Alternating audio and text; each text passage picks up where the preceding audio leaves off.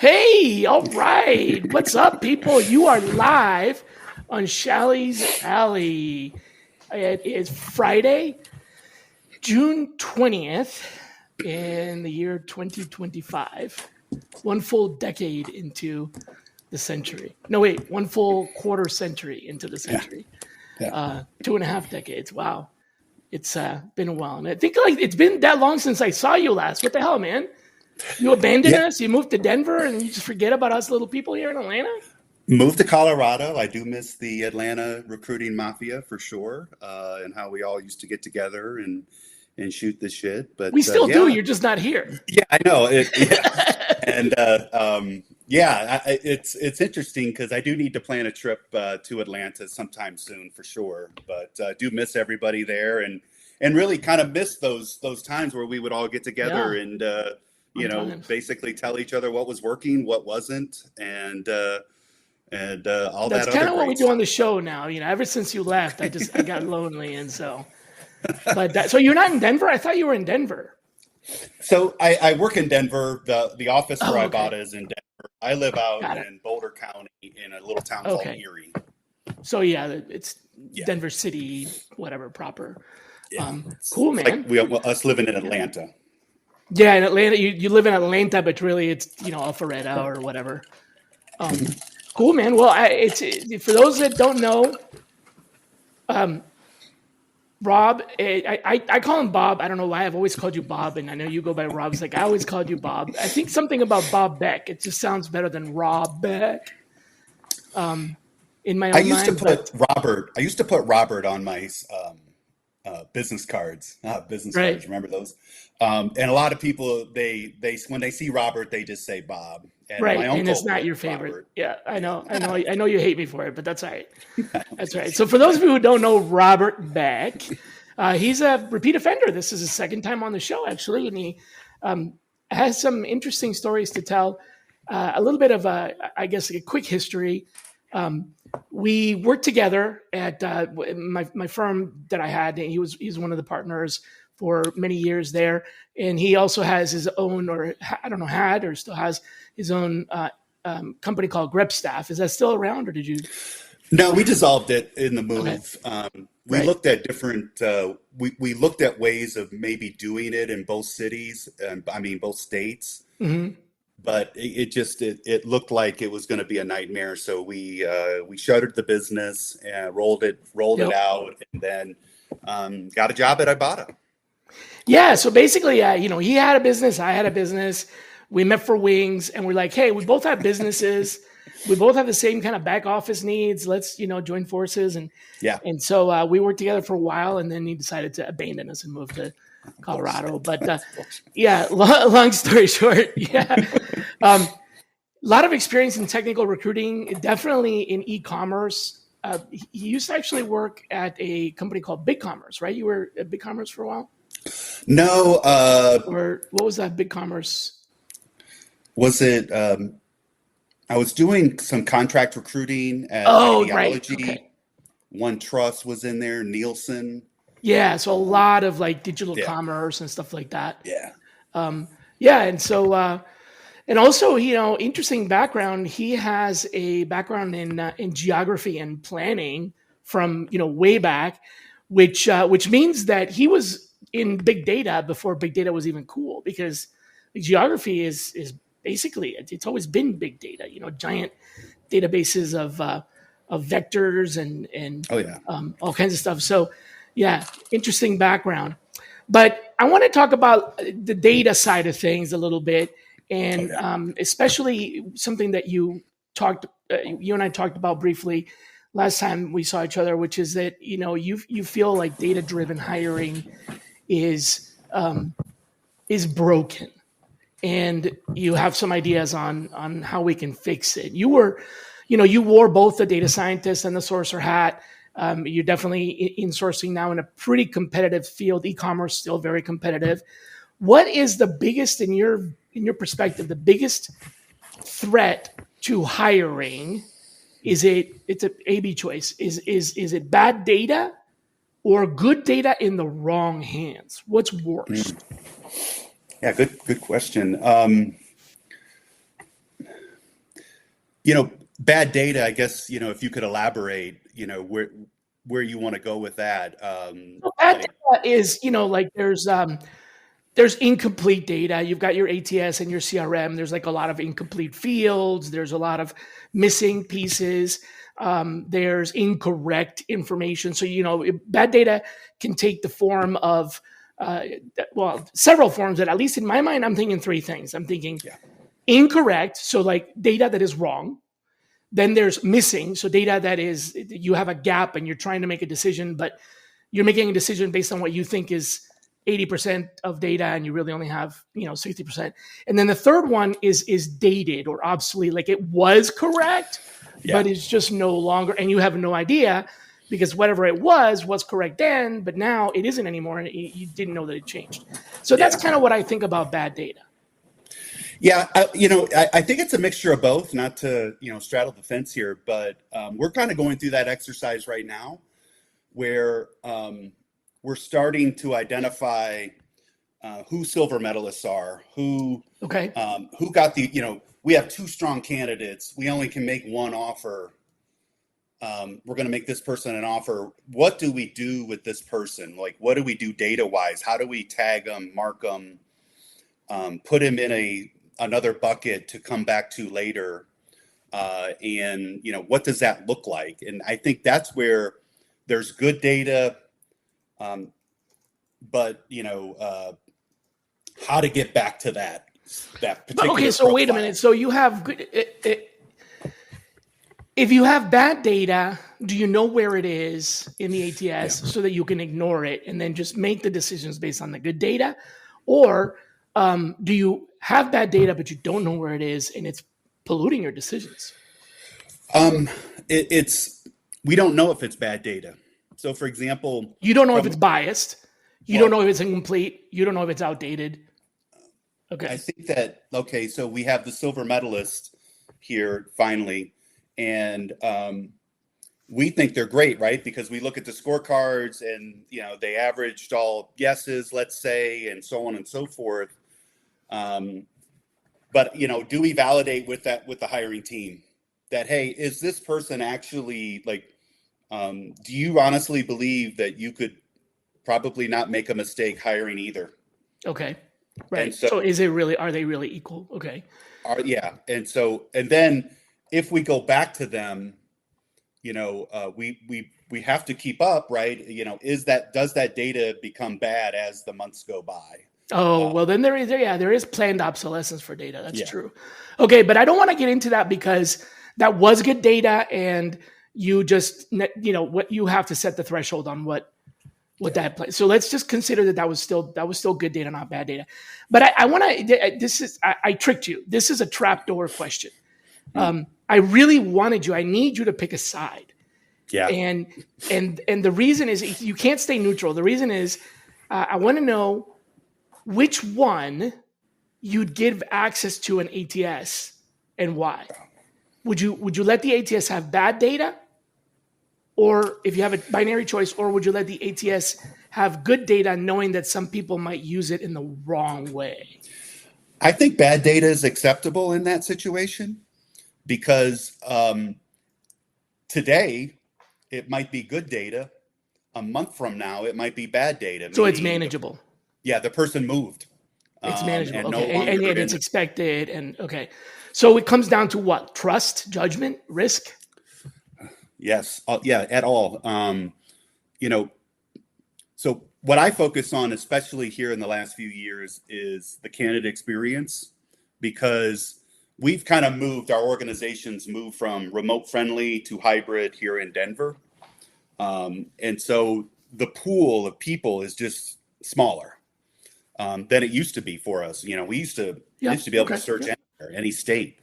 And so what we're doing is trying to figure out what the best way to document and so on and so forth. And then does the ATS have the um, flexibility to be able to recall this group, right? And Wow. Okay. So it represents access to power over hiring.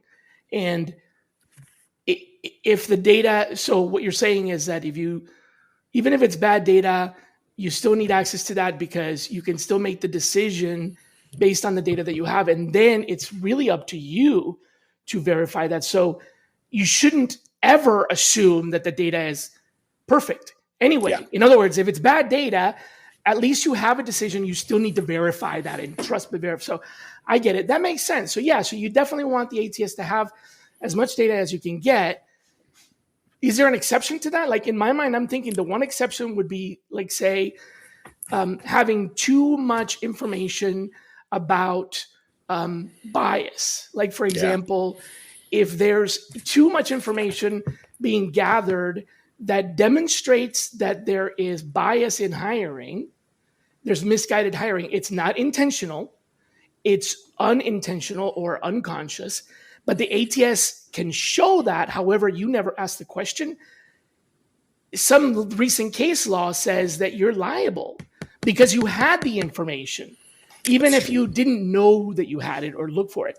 So I can imagine that in that case, having bad data, and I'm just thinking of worst case scenario, your data shows that you have biased hiring. In reality, you don't have biased hiring, but the data shows that you do because a disproportionate amount of applicants that get rejected are rejected for some reason that is not a qualification reason. And they're also rejected for a qualification reason. So, for example, geography, right? yes, You need to be able to be local to do this job. People are getting rejected that aren't local. It looks like you're rejecting people of an ethnic minority, but because they're not local.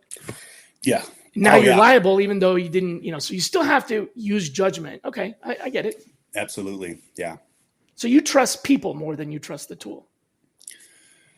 You can only yeah, when you're following up in this example with Yeah. the silver medalist, that's, yeah, you can only go by what that person tells you.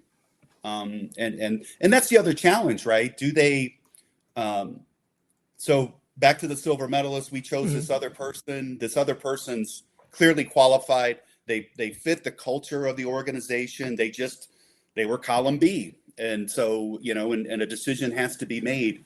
It's just, okay, I'm not the person that sends the automated email, hey, you weren't selected, but join our community. And it's, which to me is,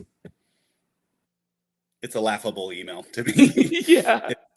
But it gets not sent. to There's get probably, not to get snarky, but if you hand over ATS admin rights right now to the bad data gremlin, um, it's obviously shady, but it's probably harmless. Versus if you hand over ATS admin rights right now to the overconfident dashboard jockey that in a meeting called correlation causation's cousin, is like, okay, yeah, this could be dangerously wrong, making the trusting the data, right? So yeah, yeah, not to get all snarky with you, but that's really interesting. yeah. I think And you have it's, a smaller data set. Sorry, I just wanted to clarify that. Yeah. yeah, yeah, and yeah. So not everybody, not there. Some instances they're not even a silver medalist, and Mm-hmm. the other problem with, That you almost were going to offer them, but didn't. yeah, but the other problem is there's a reason why they didn't offer that person, and is that the reason That why you that, wouldn't again. yeah, exactly. So And it would then, have been comp, and next time around you have more budget. So maybe this time you yeah, would, right? exactly, because you didn't take that person through the cycle, right? You didn't. Oh, they countered. We offered them X, they countered with Y, and then they countered with maybe a higher variable or more RSU. You know what I mean? So, and Yeah. became a you know high maintenance hire Oh versus yeah. Yeah. hey, yeah, oh, yeah, I've been waiting to work here all my life, Yeah. and yes, send me the document, I'll sign it. I like to call those regrettable hires. They happen, and it doesn't matter who's got the data. They happen. Yeah. Yes, yeah. I've made that decision myself.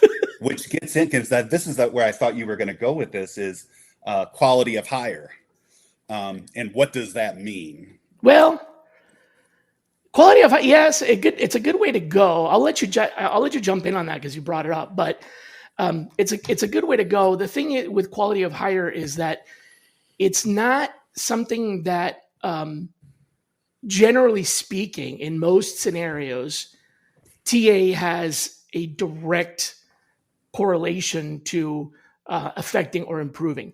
TA can definitely support quality. And I will say sourcing is actually one of the best ways that TA can support quality of hire by providing a more varied, deeper slate through sourcing than you could through just accepting inbound applicants, because you're limited to, in the inbound applicants, you're limited to what's available versus right? So sourcing can improve that, but ultimately the hiring manager is the one that makes the decision, even if sourcing is or isn't involved. Ultimately, the candidate may be misinterpreting, misleading, lying. So there's a lot of things that affect quality of hire that are not even process related. And there's also some that are not even talent related. Like, for example, you might have a culture that externally looks like it would be a good fit for this candidate. The candidate wants to work there. The hiring manager likes the candidate's cultural fit, and the skills are all there. But then when the candidate gets there, they realize that the culture is different in the rest of the organization than in the small portion of the organization that they had access to. And that's not a fit. And they decide that it's better for them to move on. And so they leave after 90 days because it's great team, but bad fit. And that's something that you want that to happen because you want someone to be successful and they're going to be successful elsewhere. It just wasn't a good fit and you missed it. It's a little bit outside of our control, but I'll let you answer that though. What were you going to say about that? Well, there's so many variables that, okay, what, was it the manager? I don't know how many, I wasn't trolling or scrolling on LinkedIn today, but I'm sure there's a post of people leave bad managers and you know what I mean? And so on and so forth. And then also though, was that candidate or was the candidate that you hired, was in this example, was Ibotta column B for that candidate? And they really wanted the job over here from, XYZ Incorporated. Okay. And well, we are the ones that came with it. 6 months later, XYZ calls back. Yeah. And so there's so many different that can happen. Humans are human. And, I do love the fact that hiring still is very a human thing. And I don't believe that AI is back, on our doorstep yet, but it's there. It's certainly, there's tools out there now making our lives a lot easier. Mm-hmm. From the likes of, well, what I would call Grammarly, right? It kind of finishing your sentences. Now you can even cut and paste it into something and make the sentence better or more concise or et cetera, et cetera. And so, it really is, there's so many variables to it. And I know that there's a lot of leadership in talent acquisition that feel quality of hire is a valid or a valuable marker. And, I find that any marker can be a good marker if you always apply it. Right. Yes. And so whatever the errors are, they're always going to be. So if the errors in quality are related to the candidate, they're always going to be there. So yeah, you can apply that.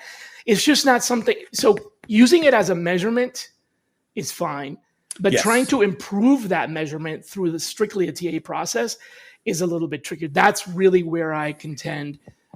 It's, we have other things we can spend our energy on where we have much bigger impact than that. Because like you said, it could be the company, could be the candidate, could be the manager, could be the environment. It could be circumstantial, so many different things. Yeah. And I do have a comment about the automate versus augment thing based on some recent research that I did, but I'm going to save that for the next question, Sure. which is you and I both have built sourcing engines for ourselves, for our clients, and you've been doing that here, and you've built sourcing engines that really hum along, and it's it takes years. We've talked about this many times. If it's not, you can't do it overnight.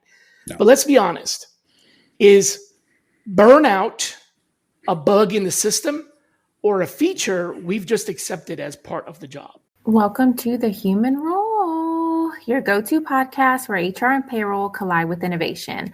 I'm your host, Tiana Neal, and every month I'm diving deep with industry experts and change makers, bringing you real talk insights, practical tips, and fresh takes you won't hear anywhere else.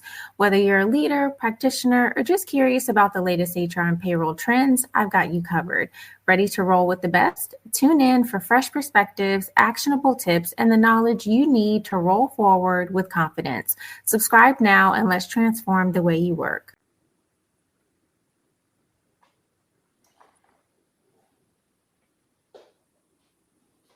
I think it's a feature. Okay. We've been doing what we do a long time. And the value that we've gotten out of staying in the business is it's not for everybody. And people will be in it 5 years and be like, that's crazy, that job of recruiter or sourcer or whatever. I'm going to become a real estate agent, or you know what I mean? Or something else, right? Because there is no college degree for recruiter or talent. There is HR, but burnout is certainly something that's real. For sure. If you're working 15 jobs, it's coming for you. If you're able to, so I run my desk, even at Ibotta, like it's an internal staffing agency. I do my own intakes. I make the phone call to the hiring manager, get the job. I learn more about the job and during that call, what are the nice to haves and so on and so forth. And then I run off into LinkedIn, Slack public channels, custom search engines, and look for people, right? And kind of sell them on a job at Ibotta, first selling them on the company, then selling them on the job, and so on and so forth. And that is really kind of, for me, because I have the agency background, has kind of, I know how to run that desk without the burnout, right? Versus that person who might not necessarily know how to juggle so many balls at once, might get frustrated and might get, challenged that, man, this, it's like drinking from a fire hose. Yeah.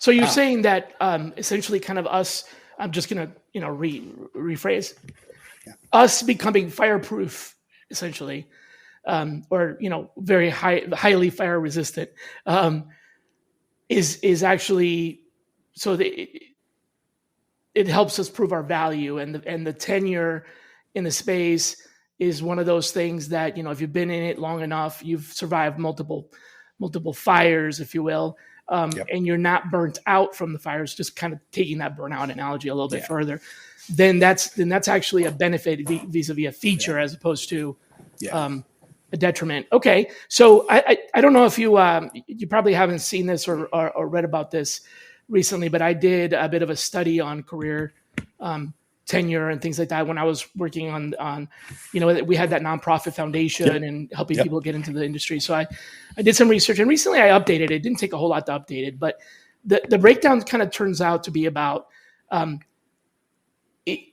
tenure at a single company. So recruiters in general, TA people in general at one company, the average tenure is 1.5 to 3 years due to burnout.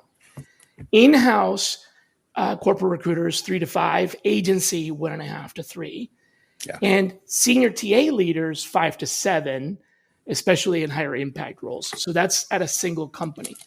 Career-wise, generally speaking, overall recruiters are if they're going to bail out, they bail out before the 5th year. So 5 years is like the crossing. If you get to 5 years and you haven't bailed out, you're more than likely going to stick to it. Yeah. Otherwise, you bailed out before your 5th year anniversary from the field. So recruiters who stay in past 5 years, average tenure 8 to 12. Yeah. And they evolve into TA leadership, HRBP, consulting, agency, branding, tech, stuff like that. So, and this is from LinkedIn Talent Insights, BLS, SHRM, and ERE reports that I got this from. And there's a difference between sourcers and recruiters. Sourcers tend to average about 2 to 4 years at one company. Recruiters a little bit longer, so they'll last a year longer-ish. Technical recruiters a year shorter-ish. Executive recruiters a year longer-ish. And program managers and leaders usually 2 more years. So kind of give you an idea. It is a very highly politicized role and is a very high burnout field. Yeah. So I'm glad that you explained that way because you're saying stick-to-itiveness, grit, perseverance, whatever is kind of required for the job, basically. Well, a very thick skin, realizing that, hiring managers lie, candidates lie, everybody lies. And if you don't have that thick skin, you can still do the job, but it's not. But you just got to, maneuver through that. Document what you hear, and then sell. Right, sell to the hiring manager why you think that person is a good fit.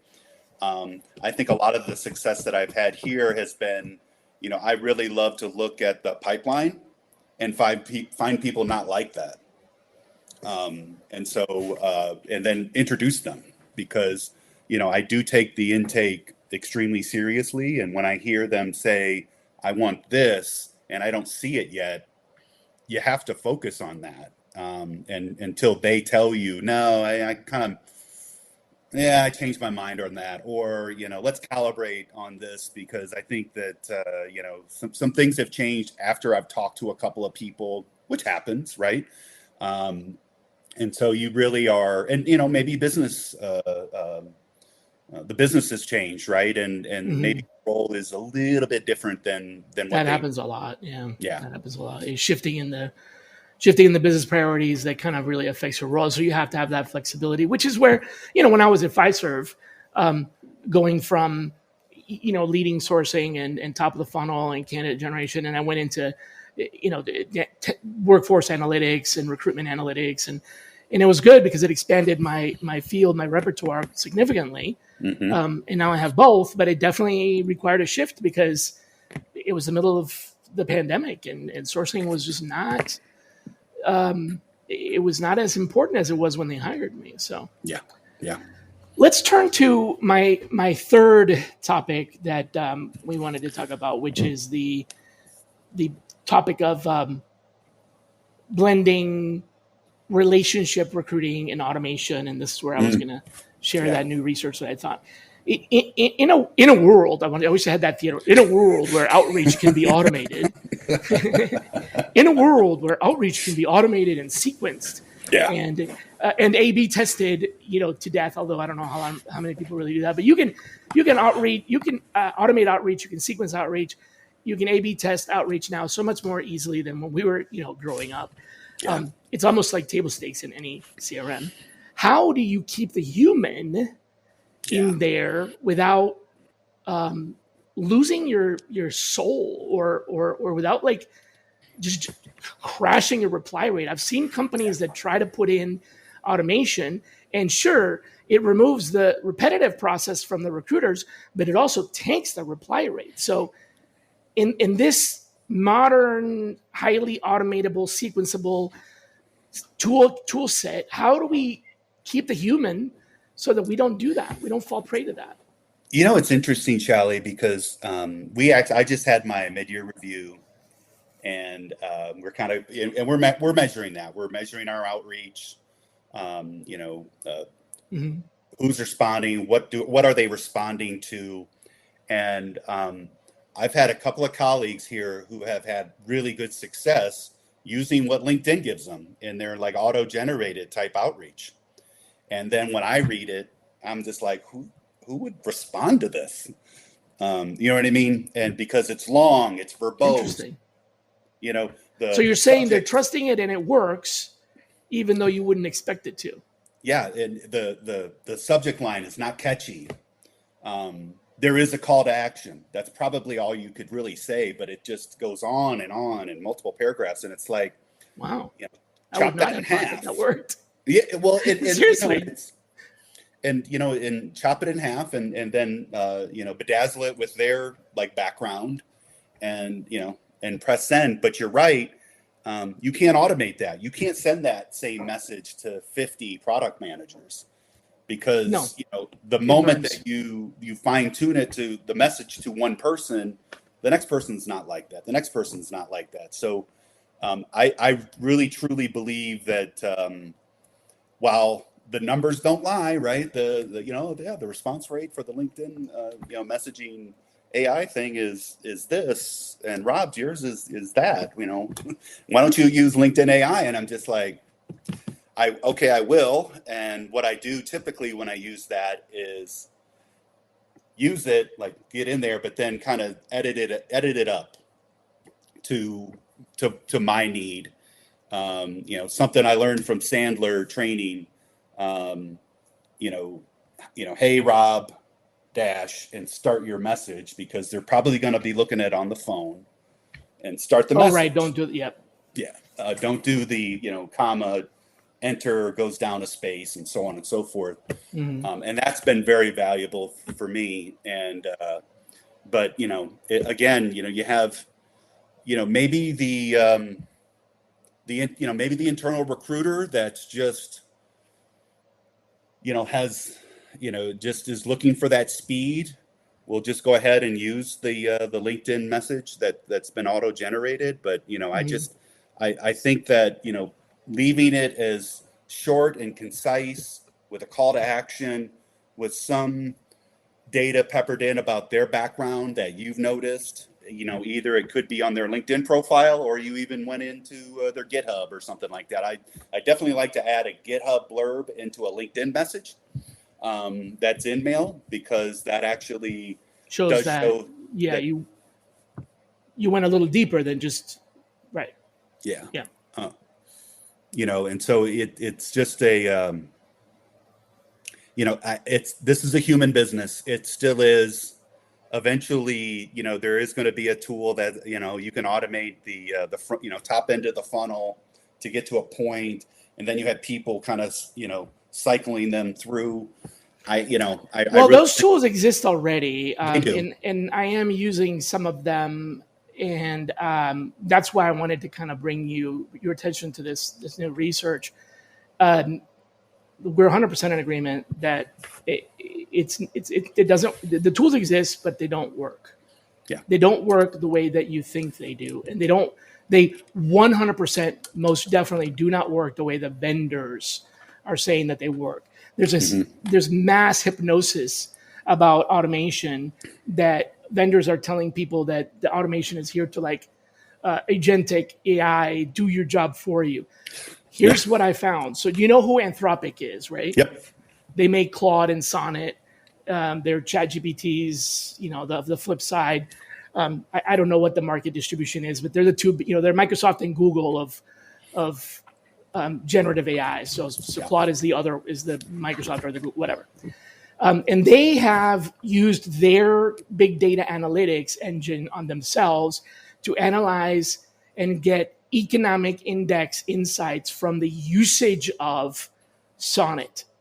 So how people are actually using.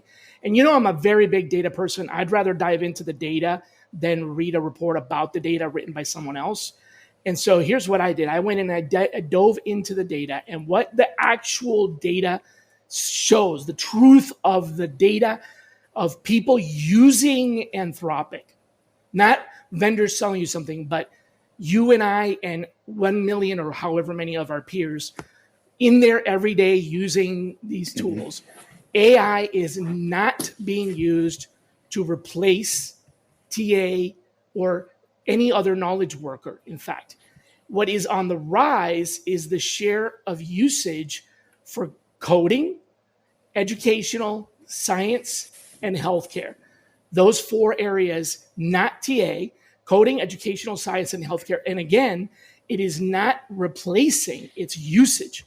So the usage numbers are high in those 4 fields, but they're being leveraged by technical people for technical tasks in conjunction with their job. Yeah. More importantly, and this is what I've been preaching now for 2 years, it's not about replacing us or our job or even replacing the task. It's about augmentation. It's human AI collaboration. Just like we don't talk about this enough, but we used to use Google as an augmentation tool to do our job. Google was revolutionary. When it came in, it made a lot of information on the internet accessible to us so we could ask smarter questions, we could speak more intelligently to candidates, because we could Google the technology. Well, essentially, Google is really what's being replaced, is being replaced by these tools where augmentation is the improvement or the increase in usage. Automation has remained constant for 2 years. In other words, the automation side hasn't really improved much. It's not taking over. People are just using it to deep think or minimize or shrink or repurpose or repackage and TA, HR and TA doesn't even register in the top 30 fields in their chart of fields. So with proportion to usage, healthcare and technical, number 1. Community, social services, sales, physical science, social sciences, all of that. It doesn't come into like basically management and our kind of field. It doesn't come into that until way down the list. Computer, mathematical, arts, entertainment, social media, education, all that is like 80% of it. Impactful, right? And this is from actual usage. Well, yeah, and you know, they use it every day. You know what I mean? I use it every day, but I'm using it to do my job. Right. It's not replacing me, and it's not doing my job. I'm not letting it do my job or telling it to do my. I wish I could. I would if I could, but every time I've tried, I had a funny conversation with my son last week. ChatGPT, I have the pro version of ChatGPT and Claude. I have pro on both. I had a 3-day, not the entire day, but 3-day long, essentially argument with ChatGPT. And for the sake of my own sanity, I asked my son, who's very analytical and very logical, to come in and be like, am I high here? What's going on? What is up with this? Like, I'm literally fighting with ChatGPT. What is going on? Because he uses it a lot too. And the conversation goes something like this. Please do this task. 2 hours later, hey, where are you on the task? Oh, sorry, there was a memory error. I'll get started on that right now. Do you want me to complete it? Yes. Please complete the task. An hour later, it comes back, 10 out of 20 steps completed, and it says it's done. I'm like, you didn't finish. Where's the other 20? Or where's the other 10? Oh, sorry, you're absolutely right. Now, this goes on for several days in different ways where I'm actually asking for it to go back and finish what it said it was going to do. So it said, I'm going to do this. And it would even say, I'm going to do this, this, this, and this. And then it wouldn't do it. And at least 8 different times, I replied back with, why didn't you do that last time like you said you would? It got to the point where I was, the last straw was like, I don't think you're capable of doing this. Did you say pretty please? I said please at the first 5 or 6 times, but you know. And later I'm like, I don't think you're capable of doing this. You know, please alert the developers that this is a bug. This is not working. It's not. And then he's like, well, you're absolutely right. And if you'd like, I can take it. I can go back and redo all the work and put it all back together. I'm like, okay, sure. Yeah, do it. And then again, it failed. Yeah. And it's like, come on. I'm only doing it because I wanted to see if I could. So it was an experiment. I was already doing my job anyway, and I had to finish my job. This was days later after my job was finished that I continued the project because I wanted to see if it could do it. right? So basically it failed at me outsourcing my job to it completely. Yeah. Completely failed. Yeah. Well, that's the thing. You do have to go back and validate. So like a great example is one of the things that we use Gemini here. Yeah.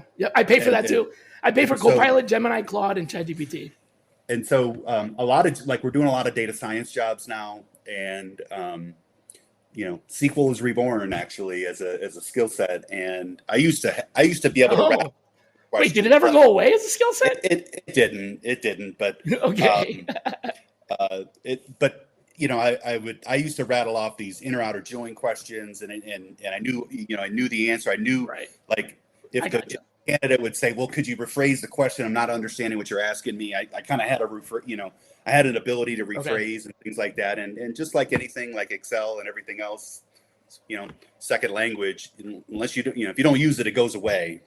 Right. And so I just was using that and, some good inner outer join questions, and Gemini, they'll do a pretty good job of providing that to you. Mm-hmm. But again, you have to go back and really kind of validate that it's right.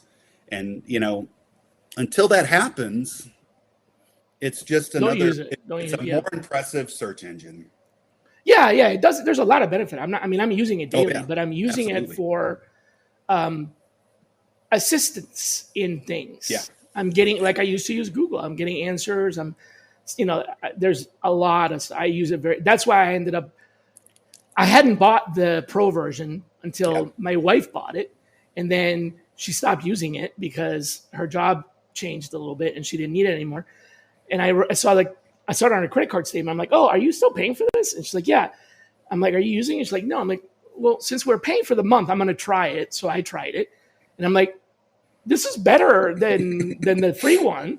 So then I tried Claude. I'm like, oh, this is even better than the other. So I pay for that one. And then Copilot comes with my 365, and Gemini comes with my Google Workplace. So I have all four paid. But anyways, all right. So let's move on. You got a problem. Yes, I do. But that's the same thing with every sourcing tool. Yeah.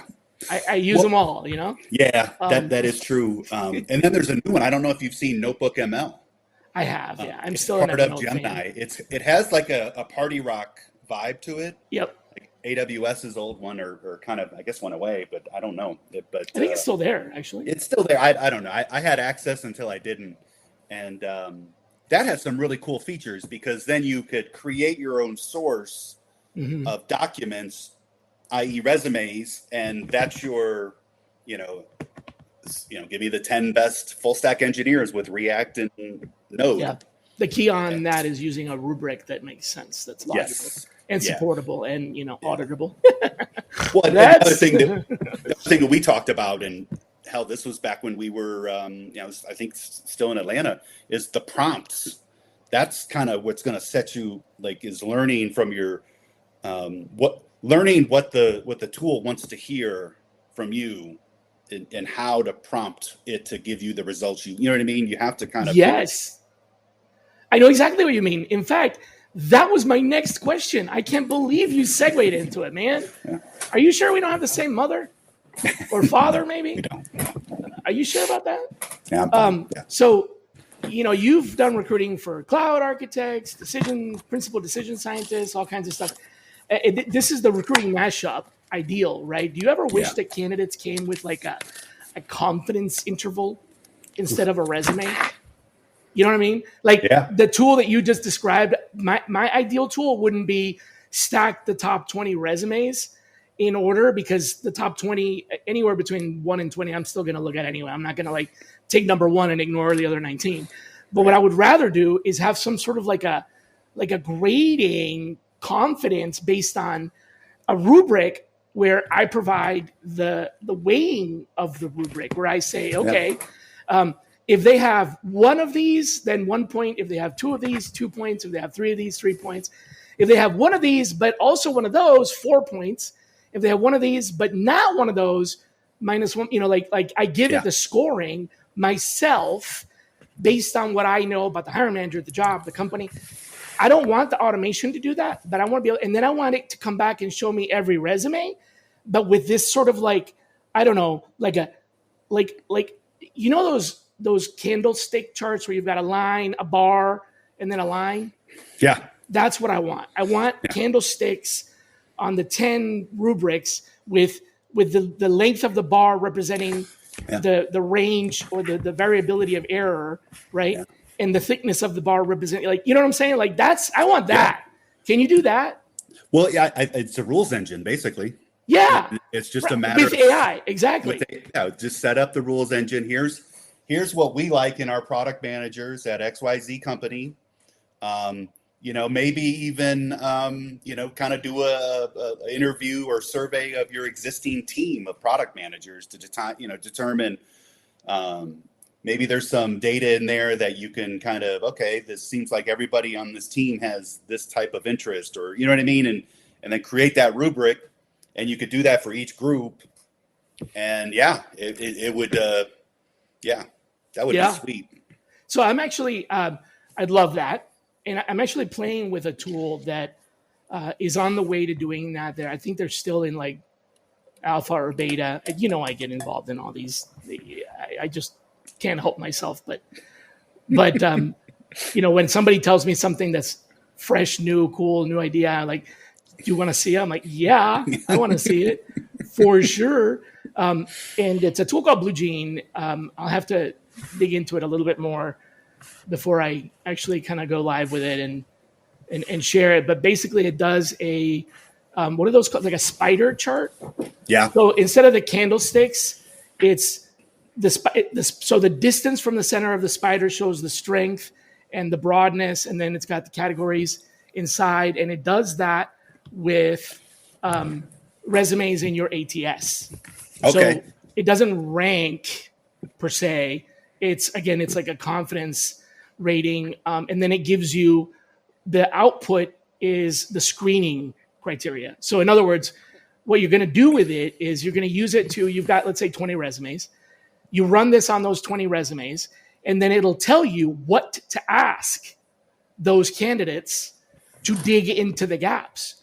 So when it can show you confidently, this person has A, B, and C, it shows you on the resume, here's evidence of A, here's evidence of B.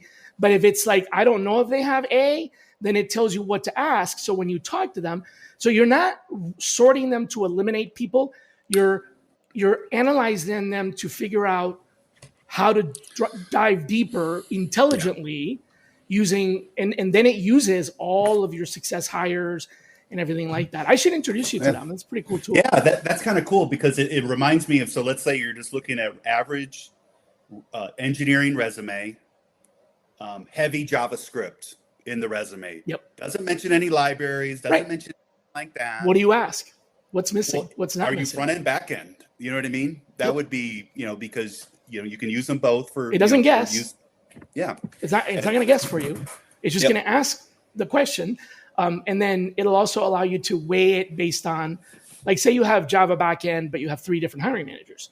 Yeah. You have the same rec or whatever, same profile for Java backend, but 3 flavors. This hiring manager is on the database side, so we want to ask a little bit more SQL. This hiring manager is on the reliability side, so it's the same job with the same spider chart, and it shows you the spider chart for the job and the spider chart for the candidate, and where there's gaps, that's where it looks at, let's ask about this to evaluate for human evaluation. Yeah, I'm going to plug you into that. That's cool.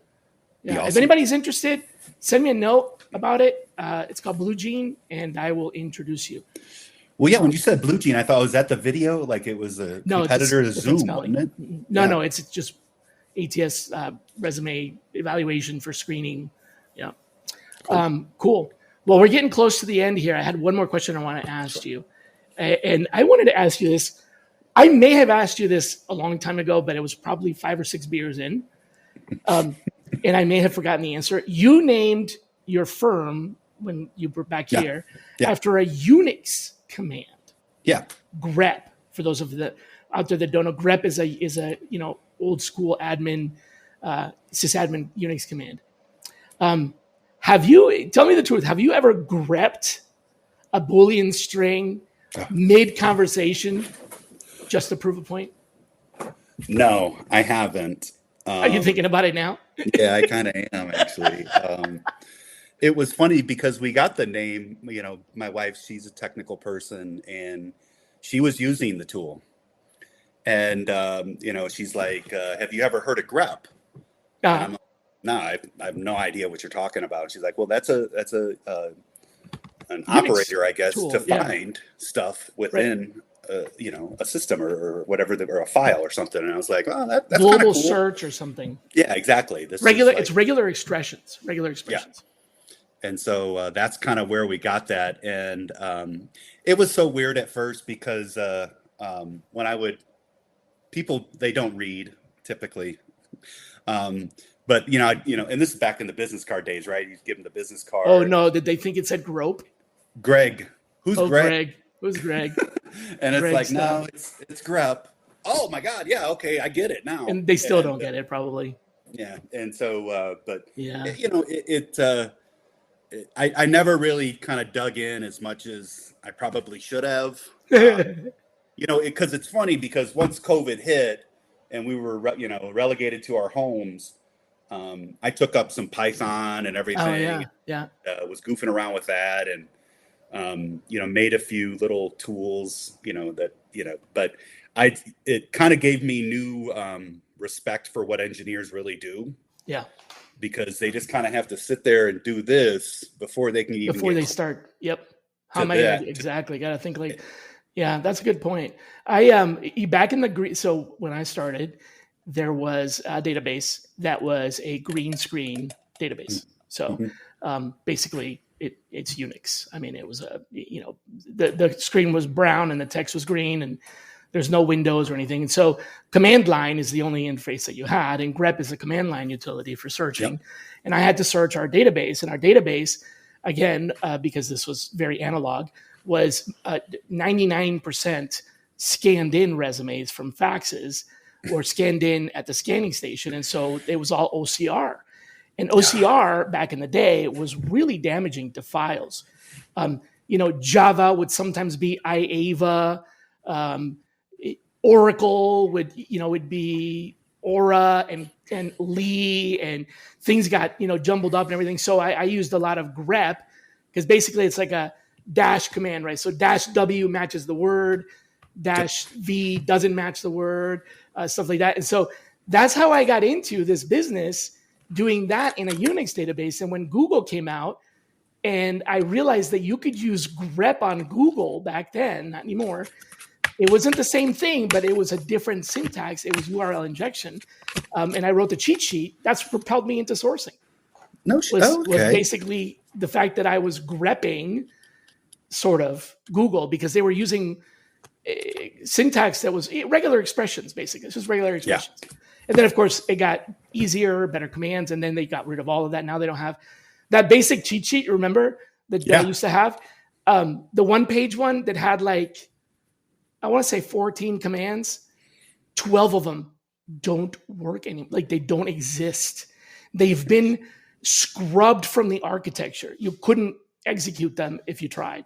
It's sad. Kidding. They went backwards. Yeah, they removed it. They realized it was using a lot of resources and nobody was really doing that. So, man, it's been fun to catch up. Absolutely. I got to always ask two questions. Sure. The first one is, who should be our next guest? Hi, this is Stacey Harris. And this is Terry Zipper. And we're the host of the two podcasts under the HR Huddle.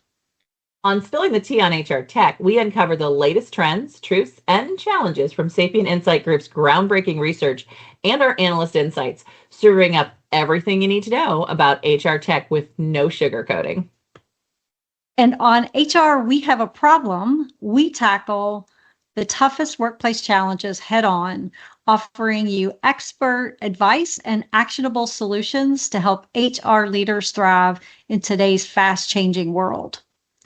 Whether you want the scoop on tech or tools to solve people problems, we've got you covered. Take a listen and subscribe. If you want to become part of our community, we'd love to see you.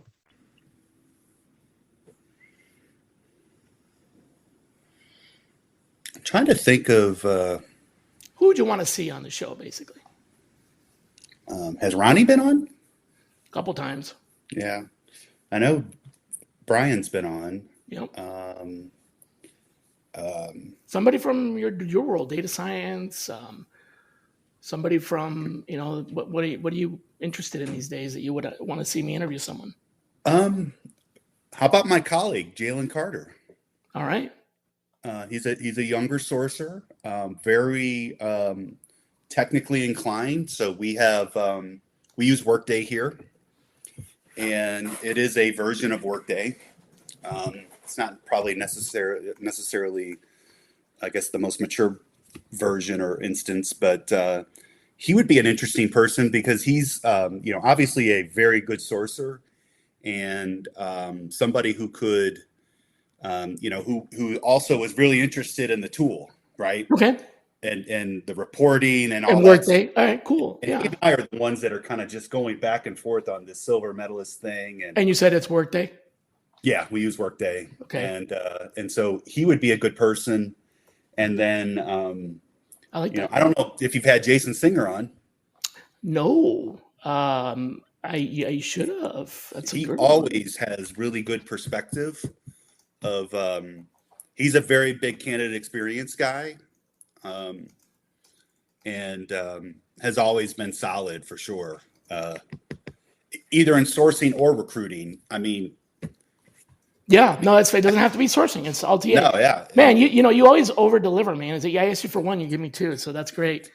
And of course, the last question I always want to leave folks with is something for them to ask them. So a question, I don't want you to ask us a question. I want you to ask us a question that we would ask ourselves. So what should we ask ourselves and think about over the weekend as we contemplate, going into next week? That would be sort of interesting. So what should we ask ourselves in introspection that would help us improve what we do? Just how are you going to improve this week? Okay. And it could be your spiel, right? We have to have you have to be able to, you have to explain the company that you're representing in a clear and concise manner. And that's the one thing that's going to put you, that recruiter, over the top over the other person they talk to. Okay. So I like that. How are you more clearly going to explain what your company does? And in your estimation, what would be the way to arrive at that? How could they think about that so they get there? Gemini is basically you're writing spiel. So, and we have documents for all the new hires that come, all the recruiting hires that come, and here's the best way to sell the company. Here's kind of that history. But you want a short one because you can have the long one. So how do you get to that short one? It's you have to talk to yourself in the mirror, right? Or if you have a significant other, hey, I'm going to try this new elevator pitch for our company, because the fact remains, the recruiter that knows what they're talking about can tell you about can tell you about the company, can tell you about the project, the team. How many people, etc. As you're kind of rattling those off to that candidate, you're differentiating yourself from anybody else. Wow, that's good. Company, team, people, project. Oh, awesome. That's great, man. Appreciate it. Thanks a lot for being on the show again. Repeat offender here. We'll probably have you back one more time before is all said and done. But I appreciate that so much, folks. If you want to come back next Friday, we have Rob McFalls, who is was invited by Megan Whittington, and he is a recruiting and TA expert in